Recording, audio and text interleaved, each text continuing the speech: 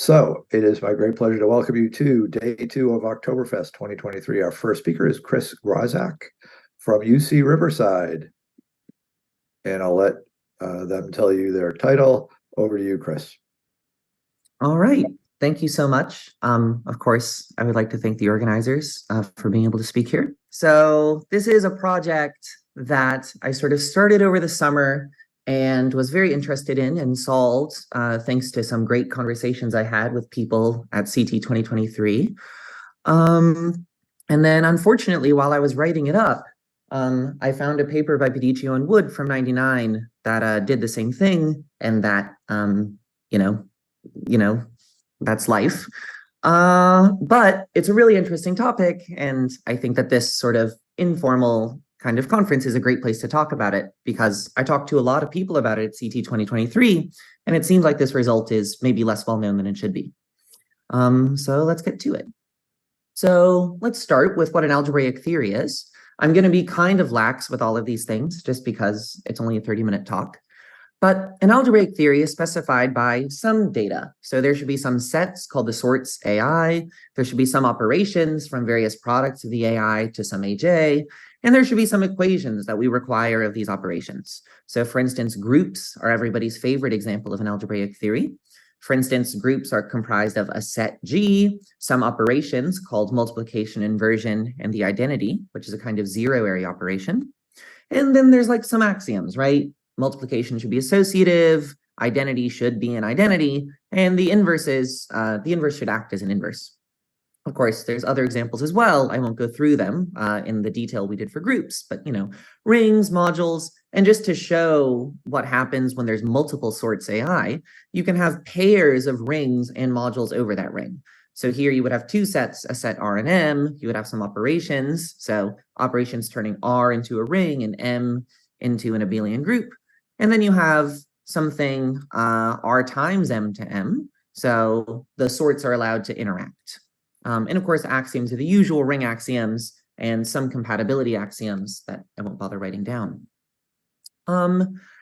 Algebraic theories have lots of nice properties, which is sort of why we study them and historically why people cared about things like universal algebra. For instance, we can prove uniformly for anything specified by an algebraic theory that free models exist, co-limits of existing models exist. So in particular, we have presentations by generators and relations, which immediately gives us access to lots of machinery and lots of nice problems, like the word problem. Homomorphism theorem works, so the first isomorphism theorem and all that. And, there's lots more. There's all sorts of theorems that have been proven about various algebraic theories. But the sad fact of life is that categories are not algebraic. And we can see some intuitive justification for this later, or right now, and we'll see an actual proof actually as part of an example later on. So a strict category, although you should really feel comfortable glossing over the word strict there, has two sets, objects and arrows. It has certain operations like domain, codomain, the identity, and it has this composition map. But unfortunately, like composition, you might think that it takes a pair of arrows to a new arrow and composes them, but composition is only partially defined, right? In order to talk about composition, we need the domain of one of our arrows to equal the codomain of the other one. And of course, that's unfortunate, but we care a lot about categories and we care a lot about other sorts of gadgets with partially defined operations. It would be really nice if we could still get the same sort of structural theorems that we have for algebraic theories in sort of applying to algebraic structures like this. And the answer is essentially algebraic theories. So an essentially algebraic theory, the definition is going to look a lot like that of an algebraic theory. It's going to be specified by some sorts AI. It has some total operations, which play the role of just the operations before. But now we have this extra thing that we're allowed to do called partial operations, which are only defined on nice subsets of the things that our total operations used to be defined on. And then we have some equations that we require our operations to satisfy. So categories are sort of the canonical example of this, but there's many more. And by nice, we mean that the domain of a partial operation should be specified by some equations from the total operations.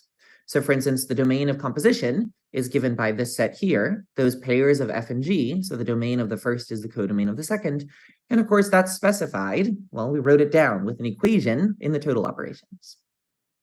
Okay.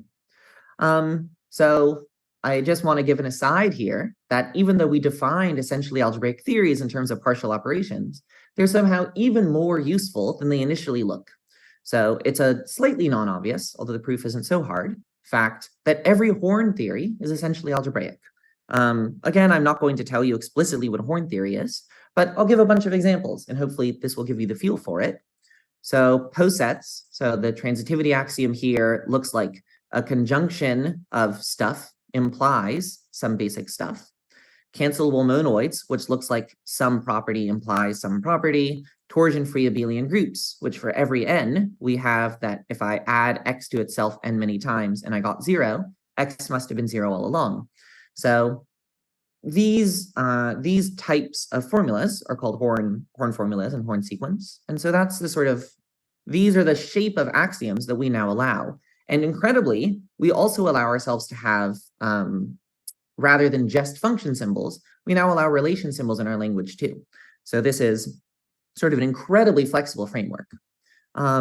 Anything we can say about algebraic or essentially algebraic theories will immediately give us theorems for a huge class of objects that working mathematicians care about. Okay, so thankfully, it's good that we can prove lots of great structural theorems about essentially algebraic theories. For instance, for essentially algebraic theories, we have co-limits of models, we have free models. In particular, again, we have presentations. It's not quite as nice as algebraic theories, but they're still like really good to have around. And the fact that we have free models in the setting is sort of incredibly useful in practice. There's lots of subtle ways that essentially algebraic theories are worse than algebraic theories, but here's a very concrete way to see that essentially algebraic theories are somehow less, how they might not behave the way that your intuition suggests from the algebraic world. So in the algebraic world, the underlying set of quotients is the quotient of the underlying sets. So for instance, in groups, if I take the quotient group G mod n, so I take some sort of a nice co-limit, then the underlying set of the quotient group should be a quotient, actually by an associated equivalence relation to the congruence we started with on our algebraic structure. So nice quotients should commute with the underlying set functor. Of course, the underlying set functor is a right adjoint, so there's no reason at all to expect that it should play nice with colimits. The fact that it plays nice with these colimits, so these are co-equalizers of reflexive pairs, if you know those words, the reason it should play nice with these is because they represent congruence relations, and this is sort of one of the key features of what makes something an algebra. And if you're familiar with Beck's monadicity condition, and if you're not, you will be by the end of the talk, then that's why this condition is sort of so algebraic. But of course, the underlying set of a coproduct, for instance, there's no reason for that to be the coproduct of the underlying sets. And in fact, most of the time it isn't. So just like there's no reason for the underlying set of the coproduct to behave well, when we pass to essentially algebraic theories, suddenly there's no reason for quotients to behave well, even quotients of nice equivalence relations.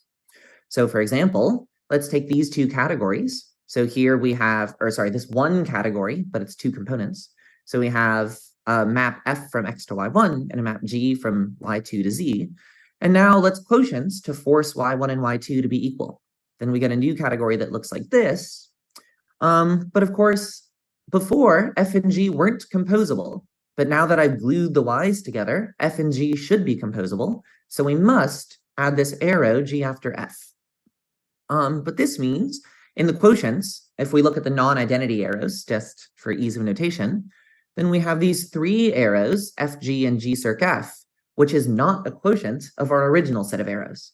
So somehow, by taking a quotient of categories, I guess strict categories, if that matters, then our set of arrows actually got bigger, which is not what you expect to happen for an algebraic theory. Okay, another reason to care about algebraic theories over essentially algebraic theories is that algebraic theories admit models in any category with finite products. So for instance, topological groups, Lie groups, algebraic groups, and so on are all just group objects in their respective categories. Whereas essentially algebraic theories, you need more structure on your category to interpret them. You need the full power of finite limits, in particular equalizers. So this is annoying if we want to interpret smooth versions of our algebra, since the category of smooth manifolds, diff, famously doesn't have finite limits. For instance, it only has pullbacks under these things called submersions. And this is why a Lie groupoid is not just a groupoid object in diff, like you might naively expect. Groupoids are merely essentially algebraic theories, and so you have to take a little bit of care interpreting the definition. And if you've ever read the definition of a Lie groupoid, this is why you have this submersion condition. Okay, so yeah. So since algebraic theories are better behaved, we find ourselves with a very natural question. Given an essentially algebraic theory in the wild, is there a way to check whether it's secretly algebraic? And this is the question that I asked myself earlier this year, and this is the question that I went about trying to answer. And here's a theorem originally due to Pedicchio and Wood in '99, but independently by me earlier this year. Yes, there is a nice way to check whether it's secretly algebraic.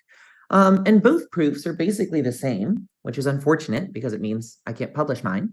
But crucially, they use quite a lot of category theory in order to show how to do this.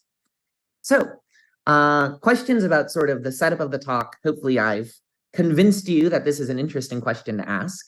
But I mean, this is maybe a good place to pause before we move on. Okay.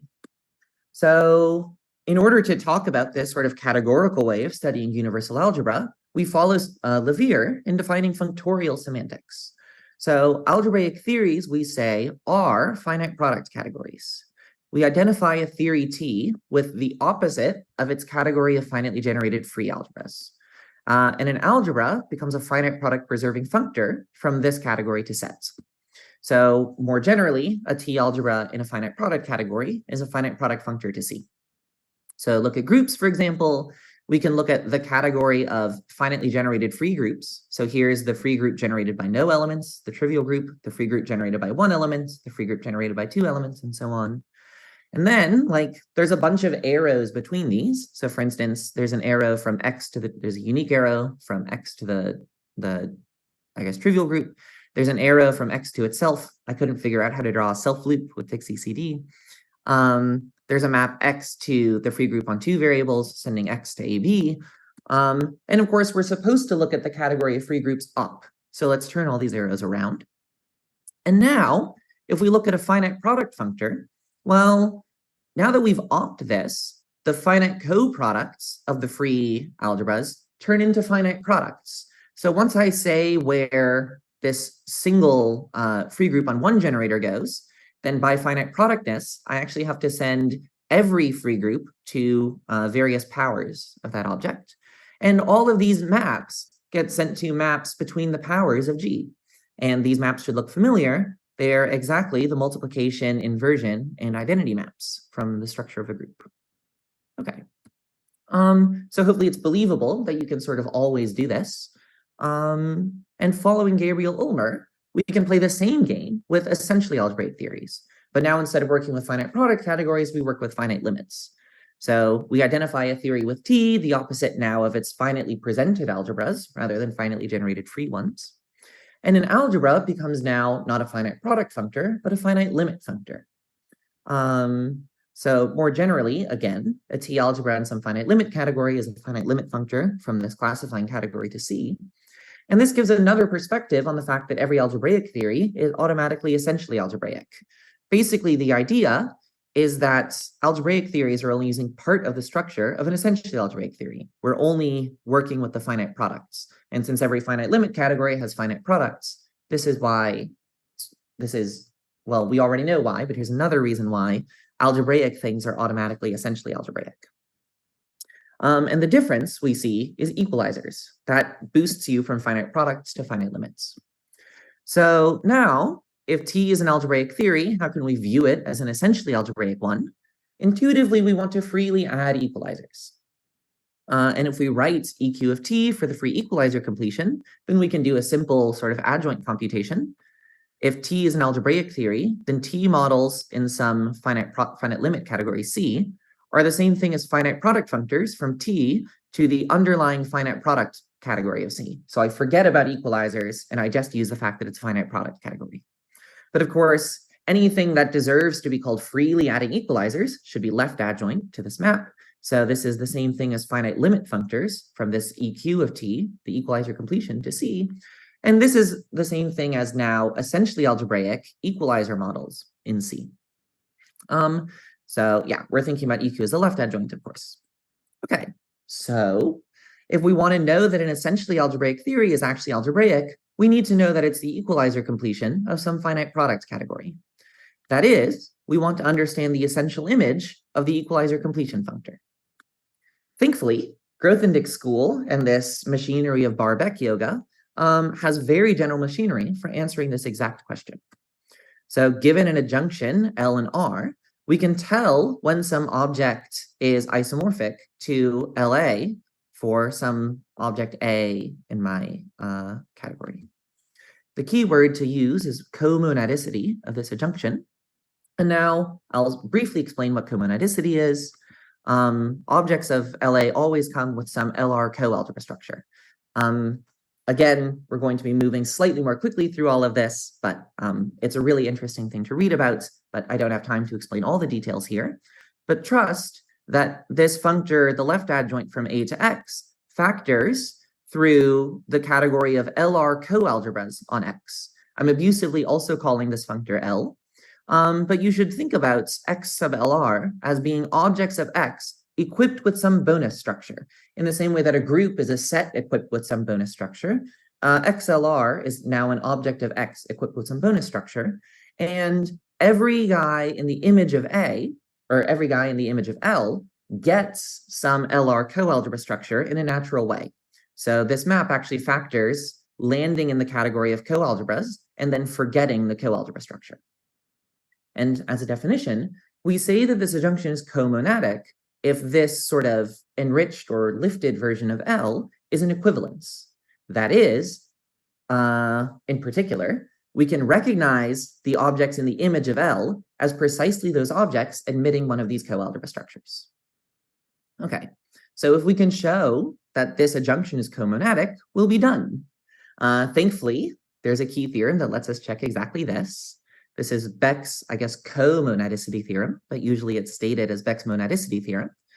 This adjunction is comonadic if and only if L reflects isomorphisms. So if you have an isomorphism in A and you hit it with L, and you know that LF is an isomorphism in X, then F must have been an isomorphism in A all along.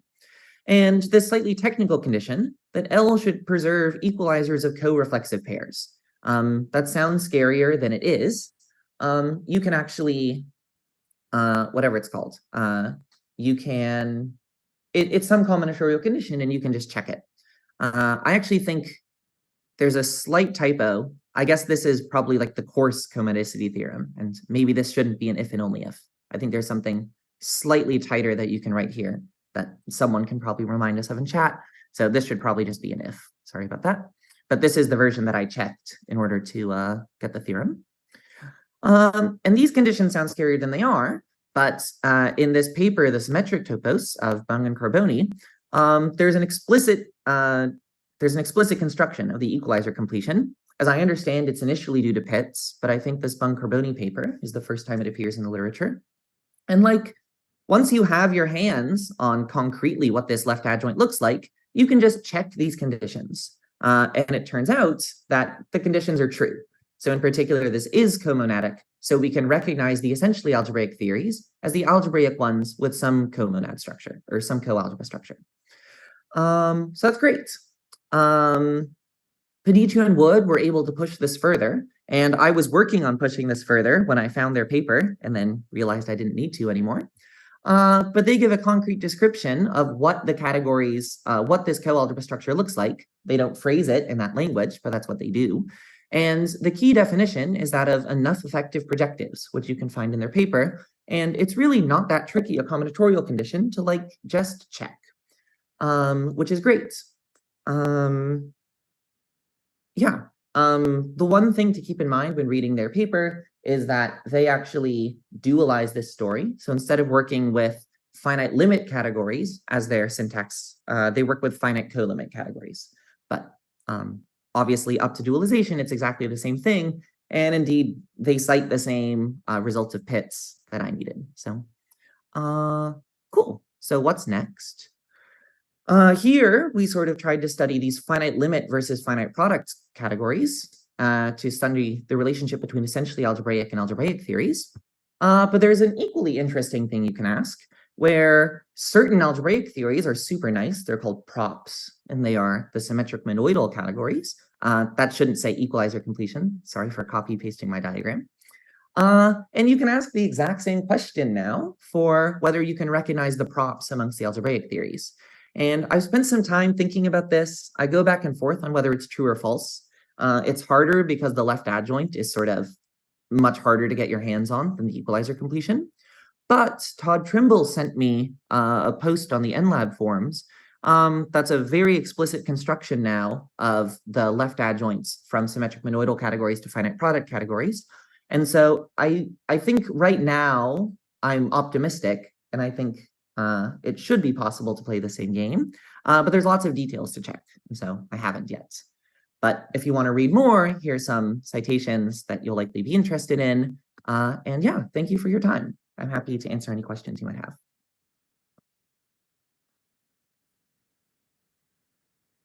Let's all thank our speaker. And questions. Steve has a question.